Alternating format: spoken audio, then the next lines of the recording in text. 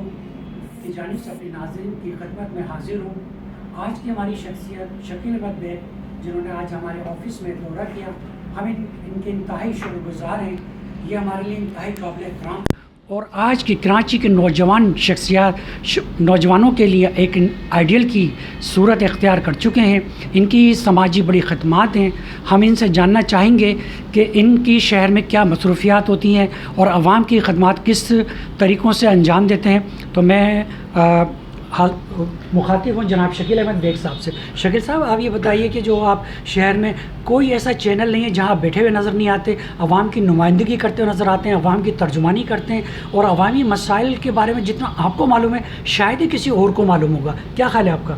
सबसे पहले तो मैं हम अवाम का बहुत मशकूर हूँ कि आपने अपने दफ़्तर में मुझे दावत दी और यहाँ आने के बाद मुझे सबसे ज़्यादा जो खुशी हुई है कि जो आप आवाम की बात करते हैं तो आप बेसिकली आवाम की पल्स को पकड़ते हैं। तो इस वक्त जो आवाम जितनी परेशानी से और उसको एक्सपोज जिस तरीके से हम आवाम अखबार कर रहा है, जिसको थोड़ा सा रीड करने के बाद मुझे इस चीज़ का एहसास हुआ कि काश के अगर अखबारात और इस तरह के जो मीडिया हाउसेस हैं अगर इस तरीके से अवामी चीज़ों को एक्सपोज करेंगे तो उनके मसाइल हल होंगे। दूसरी, जैसे कि आपने कहा कि कराची की कोई ऐसी जगह नहीं होती कि जहाँ मैं नज़र ना हूँ और अवामी मसाइल पे, तो मेरा भी हम अवाम ही की तरह मेरी भी ख्वाहिश होती है कि मैं अवाम के जो मसाइल हैं उनको एक्सपोज करूँ ताकि वो मसाइल किसी तरीके से हल हो सकें। और अल्हम्दुलिल्लाह कई ऐसी चीज़ें हैं कि जो मेरे एक्सपोज करने के बाद अल्हम्दुलिल्लाह वो हल हुई हैं और उसके बाद हमने उन चीज़ों को फॉलो अप भी किया। जैसे कि आजकल आपके सामने है कि जो कराची के शहरी हैं, जो कराची की आवाम है, वो इस वक्त जिस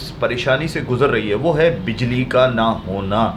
अब इस वक्त एक तरफ तो कोरोना उसने लोगों को परेशान किया हुआ है, गवर्नमेंट सारी परेशान है, पूरी दुनिया बल्कि परेशान है, लेकिन उसमें भी अगर के इलेक्ट्रिक की बिजली का ना होना तो वो ये करता है कोरोना को एक्सपोज नहीं करता बल्कि कोरोना के मरीज़ बनाता है। वो इस तरीके से कि जाहिर सी बात है कि अगर कोई आइसोलेशन पे बैठा हुआ है या कोई आइसोलेट हुआ हुआ है, अब अपने घर में बैठा है, तो अगर बिजली चली जाएगी, जिसके घर में 4 घंटे बिजली नहीं होगी, डेफिनेटली निकल के बाहर आएगा। जब बाहर आएगा तो वो दूसरे किसी और को भी वो मर्ज लगाएगा। इसी तरह बिजली के बिल का ज़्यादा आना, वो जब बिल ज़्यादा आते हैं तो वो भी जाके लाइनों में लग जाते हैं। अब उसमें कोई कोरोना का मरीज़ भी होता होगा। तो अब इस तरह मैं समझता हूँ कि जो आवाम है शहर कराची की, वो जिस मुश्किल से गुजर रही है तो उसमें मैं कैसे चैन से बैठ सकता हूँ। तो उस बेचैनी ने मुझे बाहर निकालती है, चाहे वो किसी भी हालात में हो, चाहे बिजली हो, गैस हो, पानी का इशू हो, खाने पीने की चीज़ों में मिलावट का इशू हो। तो ये वजह है अबरार साहब कि मैं आपको हमेशा हर जगह नज़र आता हूँ और मैं चैनल्स का भी बड़ा मशकूर हूँ, आपका भी बड़ा मशकूर हूँ कि आज आपने मुझे यहाँ दावत दी और मुझे यहाँ आके बहुत अच्छा लगा। बहुत शुक्रिया, थैंक यू। नाजरीन, देखा आपने कि शकील अहमद बेग साहब ने कराची की आवाम की किस तरह से तर्जुमानी की और कितने खूबसूरत अल्फाज में, मुख्तसर सही लेकिन कराची के अवामी मसाइल को उजागर किया। और आप यकीन जानें कि शकील अहमद बेग साहब वो शख्सियत हैं जो ना रात देखते हैं, ना दिन देखते हैं, ना लोड शेडिंग देखते हैं। वो बस अवामी मसाइल के हल के लिए एक दफ्तर से दूसरे दफ्तर, दूसरे दफ्तर से तीसरे दफ्तर भाग दौड़ करते रहते हैं। इनके मोबाइल पर कॉलों का और शिकायत का तांता बंधा रहता है।